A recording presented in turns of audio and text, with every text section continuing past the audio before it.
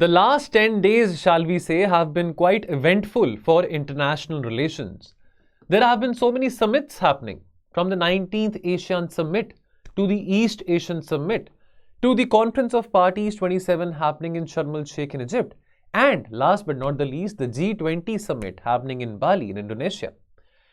And definitely, if we talk about the G20 Summit, what is very significant for us to know that the next presidency lies with India.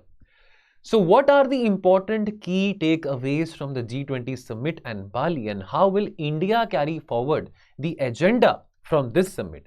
This we all need to understand and analyze. So दोस्तों, मैं आप सबका बहुत स्वागत करता हूं हमारे आज के फ्यू मिनट सीरीज के इस वीडियो में।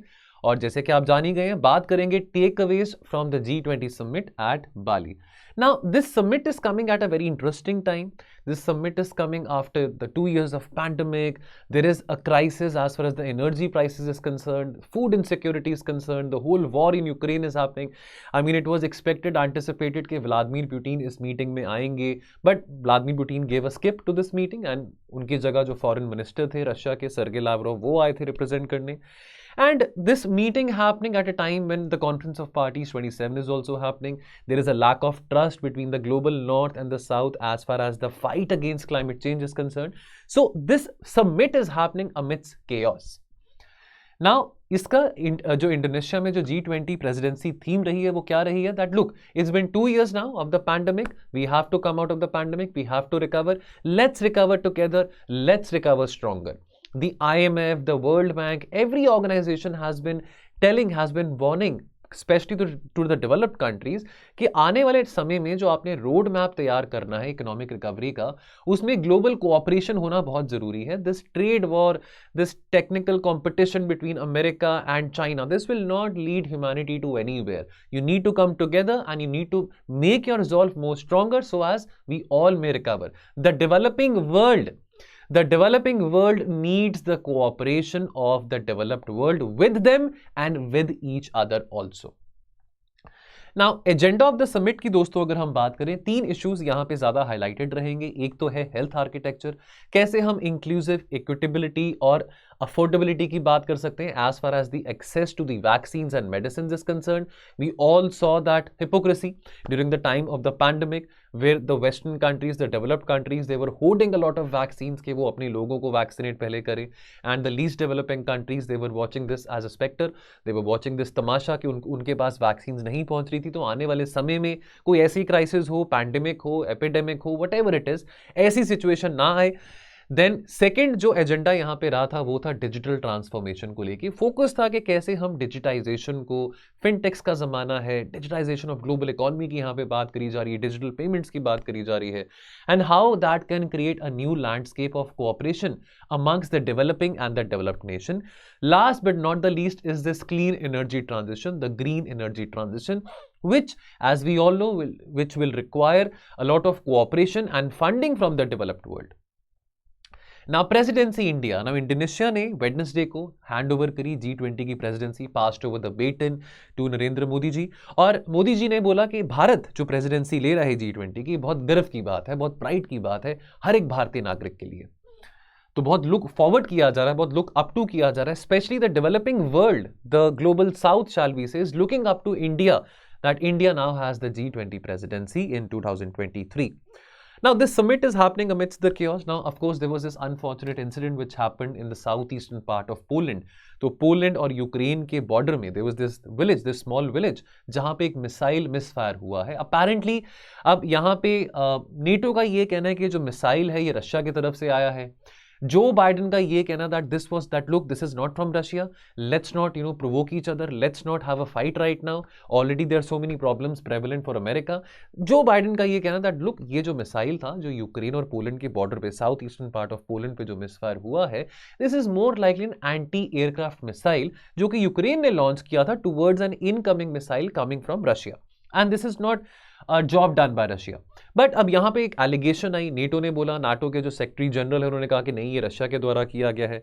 पोलैंड के जो प्रेसिडेंट है उन्होंने भी कहा कि ये रशिया के द्वारा किया गया. बट नेवरदलेस यहाँ पे थोड़ा मैटर्स एस्केलेट हो सकते थे, बट अभी इतने एस्केलेट नहीं हुए हैं. But this summit is happening amidst this chaos. Already it's been 9 months of the Russia Ukraine war. Now we need to understand what are the 5 important takeaways from the summit. Number 1 is the message which Honorable Prime Minister Modi ji had given to Vladimir Putin on the sidelines of the Shanghai Cooperation Organization Summit, which happened in Samarkand in last month, कि ये ज़माना है, this is not the ज़माना of war, this is not the era of war. Now is not the time for war. Now is the time for showing maturity. Now is the time for showing cooperation. Let's resolve our differences through dialogue, through diplomacy. We have been saying this thing very adamantly, but the very fact कि मोदी जी की statement को बहुत रिटरेट करा गया इस पूरे forum में बार बार, तो दैट शोज कि इस स्टेटमेंट को कितना सीरियसली लिया गया है. Then you saw the handshake diplomacy happening between the presidents of the 2 most powerful economies as of now, which is America and China. The handshake, the famous handshake happening between Joe Biden and Xi Jinping. Now, nevertheless, I mean, there have been a lot of, escalations. Recently America has also passed a US Chips Act. America is very resolved कि भी semiconductor technologies या chips China को export नहीं करने हैं. The relations between both the countries are very strained. You have a trade war happening between both the countries, but the world needs cooperation between China and America, less of competition. I keep on saying that thing again and again.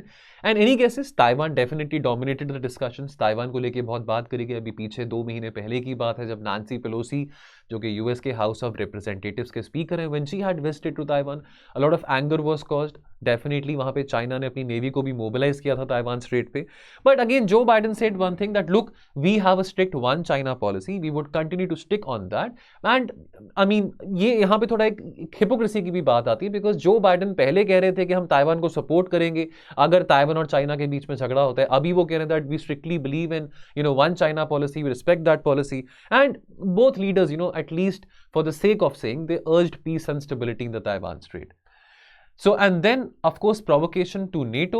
Now of course अभी चलो ये unfortunate incident था, 2 लोग मारे गए थे Poland में, जो बॉर्डर विलेज है between Poland and Ukraine, the southeastern part of Poland. But Vladimir Putin, जो इस summit में नहीं आए, he decided to give this summit a skip. Nevertheless, there were Russian missiles which were targeting Kyiv, the capital of Ukraine, at the same time जब G20 leaders बैठे हुए थे, मिल रहे थे. Now, अब ये माना जाता है that this was a show of strength shown by Russia. That obviously Russia has faced a lot of embarrassment. This, retreat which happened from Kherson, the eastern part of Ukraine, which apparently Russia was saying that is very much a territory which we are going to annex. Now, अब Zelensky का ये कहना था that ये जो खरसोन से जो Russian army का रिट्रीट हुआ है, ये तो शुरुआत ही है लड़ाई का, तो एंड ये this is the beginning of the end of the war. Right, and then of course this whole missile incident which happened, which now people are divided over the fact that whether it was an anti-aircraft missile which got misfired to Poland from Ukraine, or whether that was a missile coming from Russia. But this thing was happening when the NATO meeting was, when the G20 meeting was going on, and then the handshake between Modi and Xi Jinping. Now, it's not that both the leaders are meeting for the first time in the last so many years. In fact, they have met for more than 18 times between 2014 and 2019. लेकिन अभी ये दोनों leaders 2 साल के gap के बाद मिले थे, public view में at least, right? And so they spoke to each other, they met for a dinner, they spoke to each other, images were coming out in the media, which is good because we need more cooperation with China. Conflict and escalation with China is not going to help India as well. And then India gets presidency, जो कि हम सबके लिए बहुत गर्व की बात है. और ग्लोबल साउथ जो डेवलपिंग कंट्रीज हैं वो भी इंडिया को लुक फॉरवर्ड कर रही हैं कि इंडिया के पास प्रेसिडेंसी है, तो उनके कंसर्न्स को भी यहाँ पे इस प्रेसिडेंसी पे अगले साल रेस किया जाएगा. पहली बार है कि इंडिया इतने बड़े लेवल पे एक इंटरनेशनल समिट होल्ड करने वाला है, होस्ट करने वाला है. मोदी जी ने G20 लीडर्स को कहा कि जो हमारी प्रेसिडेंसी है वो इंक्लूसिव होगी, एम्बिशियस होगी, डिसाइसिव होगी और एक्शन ओरिएंटेड होगी. नॉट जस्ट के बातें हो रही हैं, बट बातों को कैसे एक्ट अपॉन करना है, और जो बातें अभी करी गई हैं उस बातों को भी आगे हम कैरी फॉरवर्ड करेंगे. एंड डेफिनेटली उम्मीद है कि अगले साल जब भारत में G20 मीटिंग होती है तो डेफिनेटली व्लादिमीर पुतिन जरूर आएंगे. थीम क्या है, आपको थीम पता हो तो यहाँ पे लोटस को लेके भी बहुत कंट्रोवर्सी हुई थी, ऑपोजिशन और रूलिंग पार्टी के बीच में कमल के फूल को लेके बहुत कंट्रोवर्सी चली थी. नाउ थीम क्या है इंडिया के G20 चेयरमैनशिप का? One earth, one family, one future, which shows कि ठीक है हम डेवलपिंग कंट्री हैं, इतने डेवलप नहीं हुए हैं, लेकिन हम अपनी जिम्मेवारियों को as far as our responsibilities towards the environment is concern, उसको लेके हम बहुत सीरियस हैं और हमारा रिजॉल्व बहुत ज्यादा सीरियस है. And we want to hold the developed countries accountable for helping us कि भाई आप हमको पैसे दीजिए, हमने अगर अपने नेट जीरो का टारगेट अचीव करना है या हमने ग्रीन ट्रांजिशन के टुवर्ड्स मूव करना है. सिग्निफिकेंस की बात करें, presidency of India, what it all is going to come for India. पहली बात तो मौका है इंडिया के पास फॉर प्रूविंग द क्रेडिबिलिटी। अब देखिए यहां पे एक डिवाइडेड डिबेट है, कुछ लोग कहते हैं कि यहां पे इंडिया अपना जो रोल है एज अ पीस मेकर उसको प्रमोट कर सकता है, दैट क्यों नहीं इंडिया अपने सॉफ्ट पावर को, अपने इकोनॉमिक क्लाउड को, अपने इन्फ्लुएंस को यूटिलाइज करता, क्योंकि इंडिया के अच्छे रिलेशंस हैं व्लादिमीर पुतिन के साथ, रशिया के साथ, कि क्यों नहीं इस झगड़े को रिजॉल्व करता। लेकिन एट द सेम टाइम काफी लोग ये भी कहते हैं that look India should learn from the past. Rajiv Gandhi को भी बहुत परस्यू करने की कोशिश करी थी रोनाल्ड रेगन ने बैक इन द 80s के जो सोवियट्स जिन्होंने इन्वेड किया था अफगानिस्तान को, कि कैसे उनको रिट्रीट करवाया जा सकता है। But at the end America would not want, America कह रहा है बेशक अमेरिका कह रहा है कि भी इंडिया एक एक्टिव पीस मेकर का रोल प्ले करे, but America does not want कि ग्लोरिफिकेशन इंडिया को मिले अगर इंडिया एक्चुअल में एक पीस मेकर का रोल प्ले करता है। बट नेवरदलेस एक इंडिया की यूनिक पोजीशन पे है जहां पे इंडिया की सबके साथ ही बनती है, इंडिया की सबके साथ ही दोस्ती है। इंडिया की दोस्ती रशिया के साथ भी है, इंडिया की दोस्ती यूक्रेन के साथ भी है, इंडिया की दोस्ती अमेरिका के साथ भी है। ठीक है नाउ देन उसके बाद आती है बात फूड सिक्योरिटी की। तो देखिए यहां पे अभी फूड सिक्योरिटी का चैलेंज है, अभी लड़ाई हुई रशिया यूक्रेन की, वीट क्राइसिस हमने देखा, कुछ हम क्लाइमेटिक फैक्टर्स की भी बात करते हैं, साइक्लोन्स आ रहे हैं, अनसीजनल रेनफॉल हो रही है, गर्मी जल्दी आ रही है, उसके चलते हार्वेस्ट इंपैक्ट हो रहा है, वीट का हार्वेस्ट इंपैक्ट हुआ था। अगर मॉनसून्स के टाइम पे, पोस्ट मॉनसून्स के टाइम पे भी बारिशें हो तो खारिफ हार्वेस्ट जो है वो इंपैक्ट होता है, और फूड इनसिक्योरिटी की प्रॉब्लम हर एक देश को इंपैक्ट करती है। और वैसे भी अभी इन्फ्लेशन बहुत ज्यादा है, ठीक है, रिसेशन आया हुआ पड़ा है वेस्ट में। अब 2018 में इंडिया ने प्रपोज किया था, बाजरे की बात करें, मिलेट्स की बात करें, कि 2023 को ऑब्जर्व करा जाए as the international year of millets. अब मिलेट्स जैसे कि आप जानते हैं, बाजरा ये ज्यादा वाटर इंटेंसिव नहीं होता, और हमारा बहुत ऑब्सेशन है इंडियन एग्रीकल्चर का वीट के साथ, राइस के साथ, वाटर इंटेंसिव क्रॉप्स के साथ। तो ऐसे क्रॉप्स को ग्रो करें जो कि ज्यादा वाटर इंटेंसिव नहीं है और फूड सिक्योरिटी भी प्रोवाइड कर सकते हैं। और यहां पे सजेशन दिया गया है कि अपनी प्रेसिडेंसी के दौरान India should form an alliance of the major millet producers for sharing the technologies and the best practices in agriculture. Then अगर हम इसी बात को रिटरेट करें तो जो इटली में पिछले साल 2021 में इटली में G20 मीटिंग जो हुआ था, तो G20 Matera declaration happening in Italy, वहां पे भी बात पॉवर्टी एलिवेशन की, सस्टेनेबल डेवलपमेंट गोल्स की, फूड सिक्योरिटी की बात करी गई थी। Now look there is a pattern that ये सब बातें हर G20 की प्रेसिडेंसी में करी जा रही है, लेकिन एक्शन ओरिएंटेड आउटकम्स नहीं आ रहे हैं, विच इज वाई हमने अपने लोगों में और अपने स्लोगन में बात कही है, मोदी जी ने बात G20 लीडर्स को कही है कि हम इसको इंक्लूसिव तो बनाएंगे, सब्सटैंटिव भी बनाएंगे, लेकिन एक्शन ओरिएंटेड बनाएंगे, राइट। नाउ को अब यहां पे जो डिबेट अभी चल रही है कि भी कोल को कंप्लीटली फेज आउट कर दो वर्सेस कोल को आप फेज डाउन करो। Now look we have to remember one thing in mind that we can not phase down coal. ये बात भी G20 की मीटिंग पे करी गई थी that we can not completely phase out coal completely. हम 140-145 करोड़ की आबादी है, अभी हमारी बिजली की जो रिक्वायरमेंट है वो कोल से ही है, आने वाले समय में नहीं होगी, वी वांट दैट, बट एकदम से इमीडिएटली आपको कि 8 साल में 10 साल में आप कोल को कंप्लीटली फेज आउट कर दो, that is not possible, even though we have shown our commitment and we have proven our conviction as far as harnessing energy from the renewables is concerned, right? After all, अभी Russia gas नहीं दे रहा अगर Europe को, तो Russia, अब जो European union है वो कैसे बिजली प्रोड्यूस करेंगे, वो कैसे बिजली को जनरेट करेंगे, तो वो भी तो कोल इंपोर्ट कर रहे हैं। So why this double speak, why to pressurise India कि भाई आप कोल को कंप्लीटली फेज आउट कर दो, that is not going to happen, and this thing was made abundantly clear in a very mature manner in this meeting. And now, last but not the least, the takeaways from the Bali Declaration. So what all was discussed in the concluding part of the G20 summit, which is the Bali Declaration. अब economics की बात करें, macro economic stability की बात करें, we are seeing a trend के जो central bank के जो गवर्नर्स हैं वो अपना इंटरेस्ट रेट हाइक कर रहे हैं। We have seen a repo rate hike, America is doing it, Europe is doing it, because primarily every central bank has the major objective of containing inflation. So of course यहां पे बात reiterate करी गई है that हम public investments को, private investments को mobilise करेंगे, पब्लिक प्राइवेट पार्टिसिपेशन को स्ट्रेंथन करेंगे, लॉन्ग टर्म ग्रोथ और सस्टेनेबल डेवलपमेंट पे हम एम्फसाइज करेंगे, उसको चलते हम इन्वेस्टमेंट अट्रैक्ट करेंगे।